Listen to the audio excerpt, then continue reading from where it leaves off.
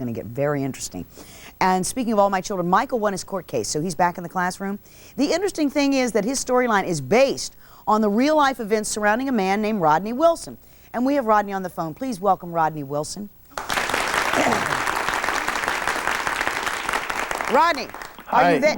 Welcome to the show. Thank you very much. And you live in? St. Louis, Missouri. St. Louis. Thanks for joining us today. Now, before I ask you anything, I want to air a scene from All My Children, and then I will ask you how true the story is that they wrote around you, okay? So let me listen to this.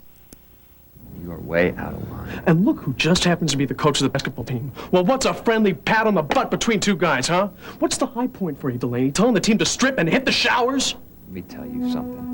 I don't go trolling the locker rooms looking for boys. I don't go to the high schools looking for sex or cheap thrills. But I do, however, possess a brown belt in karate, and I don't wear it as a fashion statement. I may be gay, but that doesn't mean that I won't beat you to a pulp. All right. Rodney, does that, has the storyline, let's see, how do I want to say, how has it paralleled your life? The storyline, when it first began, was a very close parallel. When the gay history teacher came on there, in fact, my mother called and said there's a gay history teacher on here. I thought it was kind of interesting. But when he finally did come out back in December, he came out using the same method I did. He had a poster from the Holocaust Museum. He pointed to the poster and said that he would have had to wear a pink triangle like homosexuals had to wear them in the camps in Nazi Europe. And that is the same way I came out in my classroom in March of '94. A few events after that also have closely paralleled what happened to me. Of course, on All My Children, someone was shot. That did not happen here. He was suspended from class.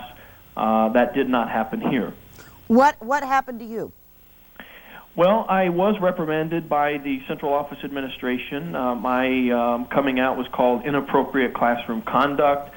I was not a tenured teacher at that time. This was my 4th year of teaching, and in Missouri you have to teach 5 years to be granted tenure. And so the 5th year was precarious last year, but when it was all said and done in the spring of last year, I was granted a tenured contract. And you're back to, you are working? Yes, absolutely, in the same school. Did you consult with the writers? I did not. I found out what was going on. I was a bit surprised by their storyline. At first thinking, well, this is interesting, but when the coming out paralleled mine so closely, you know, that really made me intrigued. But I did not talk with them about the storyline. I did learn, however, that they often take storylines from the headlines, and my particular story was on Dateline. And you feel that they've done it well? I think they have done it well. I think it's an excellent storyline. Well, thank you very much. You're quite welcome. And good luck to you. All right.